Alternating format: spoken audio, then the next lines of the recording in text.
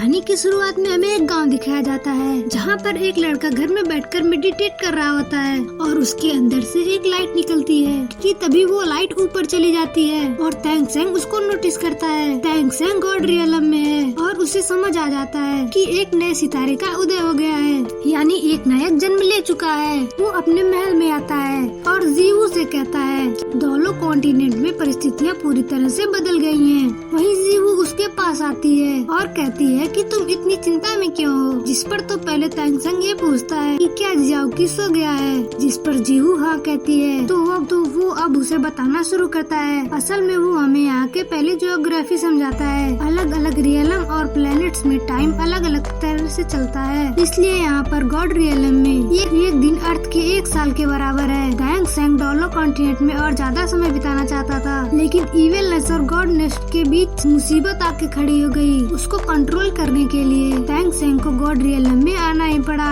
और अब वो यहाँ पर 20 सालों से रह रहा है। यहाँ पर 20 साल का मतलब है कि धरती पर हजारों साल बीत गए हैं। धरती पर अब तैंग क्लैन का अस्तित्व नहीं है। समय के साथ साथ तैंग क्लैन कमजोर होती गई और एक दिन खत्म हो गई। काइंडनेस और इविल के गॉड के धरती पर आ गए थे और उनकी वजह से धरती की ज्योग्राफी बदलने लगी थी और अर्थ डिस्प्लेस होने लगी, जिससे धरती पर दोनों कॉन्टिनेंट की जमीन 2 गुनी हो गई और वहाँ पर बहुत सारी जमीनें आपस में जुड़ने लगी। तैंग सेंग अब मॉर्टल रियलम में इंटरफेयर नहीं कर सकता है, वो सिर्फ उसे देख सकता है। 4000 साल पहले धरती के ऊपर जो सन मून कॉन्टिनेंट था वो दोनों कॉन्टिनेंट से जा टकराया और उसने कई कॉन्टिनेंट के साथ वहाँ पर जंग छेड़ दिया।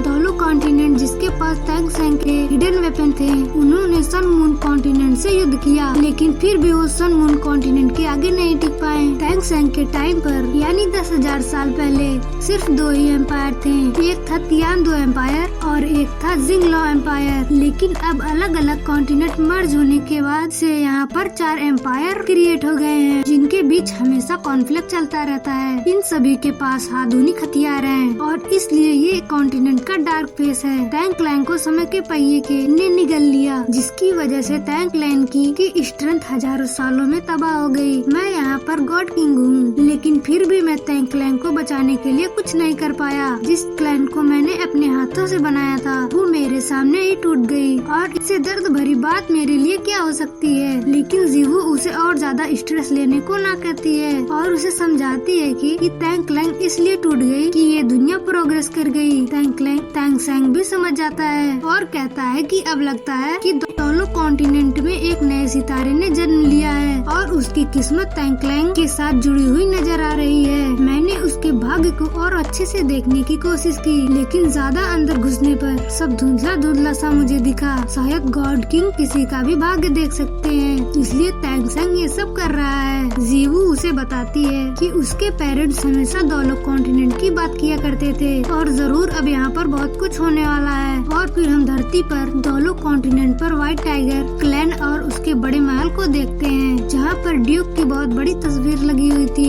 ये पूरा एरिया जो हमें दिखाया जा रहा है वो ड्यूक का है। असल में ड्यूक उसको कहा जाता है जो यहाँ का राजा हो।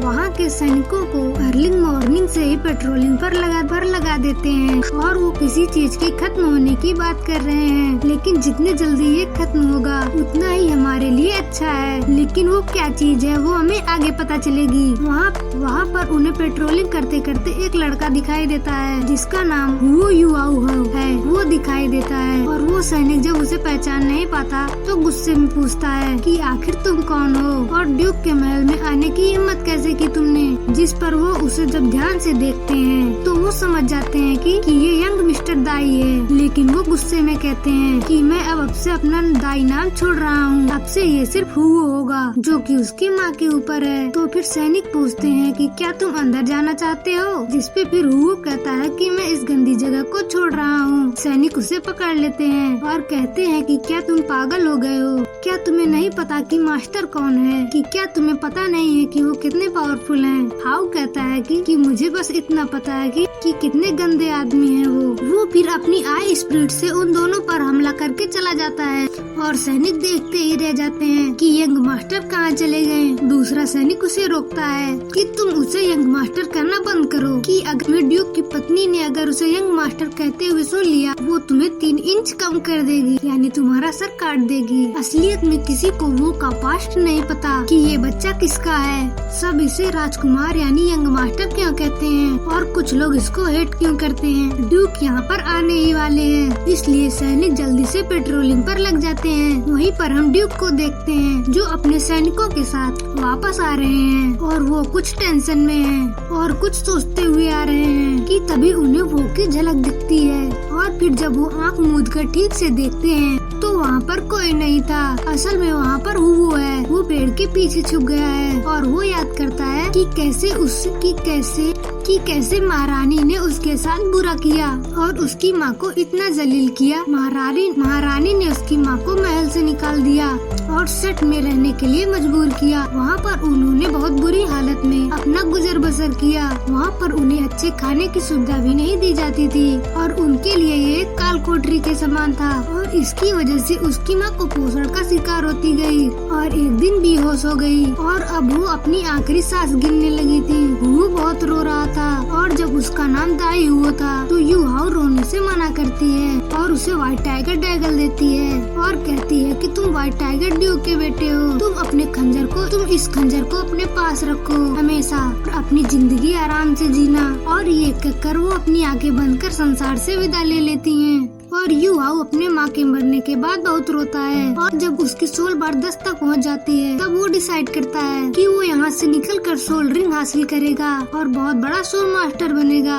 और अब इसलिए वो वहाँ से भाग निकलता है और अब स्टारडो फॉरेस्ट की तरफ जाने लगता है। उसने पक्का मन बना लिया है कि चाहे उसे 20 साल लग जाए या 50 साल लग जाए वो अपनी माँ का नाम क्लियर करके रहेगा और उन्हें एक नोबल महिला के नाम पर संसार में विख्यात करेगा और सारे लांछन उन पर से हटाएगा। असल में उसकी माँ बहुत समय पहले ड्यूक की मेड थी। ड्यूक का मेड पर दिल आ गया जिससे उनका अफेयर शुरू हो गया और इस अफेयर के चलते उनका एक बेटा हो गया और यही हुवो है। ड्यूक तो हुवो को बहुत अच्छी तरह से रखता था लेकिन जब वो युद्ध में चला गया तो ड्यूक की असली पत्नी ने जो कि महारानी है उसने इन दोनों के साथ जानवरों जैसा व्यवहार करना शुरू कर दिया। उसे हुवो एक थ्रेट नजर आने लगा जिसकी वजह से उसने उसको और उसकी माँ को यहाँ से बाहर निकाल दिया। लेकिन तभी से उसने अपने बाप का सरनेम जो कि दाई है वो हटा दिया और अपनी माँ का सरनेम जो कि हुवो है वो लगा लिया और स्टारडो फॉरेस्ट की तरफ चलते हुए उसे कई दिन बीत जाते हैं। वो अलग अलग रास्तों पर चलता हुआ आगे बढ़ रहा है और लगातार 6 दिन चलने के बाद वो स्टारडो फॉरेस्ट के नजदीक पहुंच जाता है। स्टारडो फॉरेस्ट सबसे बड़ा जंगल है और वो यहाँ का मैप देखने लगता है ताकि अपने लिए सोल बिस्ट मार सके। एक बार सोल रिंग लेने के बाद वो सोल वॉरियर से सोल मास्टर बन जाएगा, इसलिए वो फुल मोटिवेटेड है आगे बढ़ने के लिए। उसका पानी खत्म हो जाता है इसलिए आगे तालाब पर वो पानी भरता है और वहीं वो फिशिंग करता है। फिशिंग करते करते वो व्हाइट टाइगर डैगर के बारे में सोचने लगता है कि आखिर इसमें ऐसा क्या खास है और मेरी माँ मुझे उनका बेटा क्यों बता रही है। मैं कभी ये स्वीकार नहीं करूँगी कि वो मेरे पिता हैं। वो फिर अपनी स्पिरिट आइज का यूज करता है और फिशेस को लोकेट करता है और एक भाला जो उसने लकड़ी से बनाया है उसे पानी में देकर मारता है और 2 मछलियाँ सीधा उस भाले से लगकर बाहर आकर गिरती हैं और वो उनको पकड़कर अब खाने लगता है। उसने पकाकर खाना शुरू भी नहीं किया था कि तभी वहाँ पर एक लड़की आ जाती है जो कि कहती है कि ये तो बहुत टेस्टी लग रहा है और वो कहने लगती है कि क्या तुम इस फिशेस को बेच रहे हो, ये तो बहुत टेस्टी लग रही हैं, कितने की दोगे तुम मुझे। पर वो स्माइल करते हुए कहता है कि तुम इसे फ्री में ले सकती हो। ये सुनकर वो तुरंत ही उसकी फिश लेकर खाने लगती है लेकिन तभी उसका दोस्त आता है जो कि बहुत जेंटलमैन लग रहा है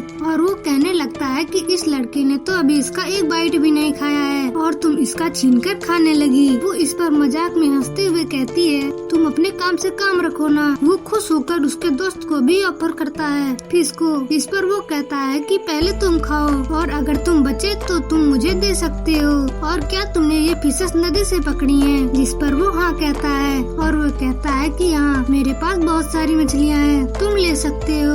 वो अब ले लेता है और उसे अपना नाम बीबी बताता है और इस लड़की का नाम तांगिया है। वो भी उनको अपना परिचय देता है और तांगिया को ये फिश बहुत ज्यादा अच्छी लगती है और वो तो साथ में आसमान पर चढ़ जाती है। ये 15-16 साल की चुलबुली लड़की है और ये तैंग सेक्ट से बिलोंग करती है। ये सब साथ में बढ़िया फिश खाते हैं और अब हुओ उनसे विदा लेकर जाने लगता है। बीबी पूछता है कि आखिर तुम अब कहाँ जा रहे हो। इस पर जब वो स्टार द फॉरेस्ट बताता है तो फिर बीबी कहता है कि वो तो पास में ही है। वो उसे रास्ता बता देता है जिस पर वो वहाँ से चला जाता है और उस जाने के बाद बीबी सोचने लगता है कि जरूर ये वहाँ पर सोल रिंग लेने के लिए जा रहा है, लेकिन इसकी तो सोल बार वीक है अभी। वो अपनी लाइफ को इतनी खतरनाक जंगल में जाकर रिस्क में क्यों डालना चाहता है। हाँ, अभी हुओ की सोल बार कम है जिस वजह से ये अभी बहुत कमजोर है, लेकिन फिर भी ये बहुत ही डिटरमाइंड है और वहाँ पर बहुत सुंदर सुंदर झरने हैं और उनको क्रॉस करते हुए ये आगे बढ़ रहा है। वो काफी अंदर इस जंगल में आ जाता है, लेकिन एक जगह उसे एक जानवर को अपने पास आने की आहट आती है, लेकिन तभी पीछे से एक बड़ा बंदर उस पर हमला कर देता है। वो उससे बचने की कोशिश करता है और वो उसको डॉच करते हुए जा रहा है।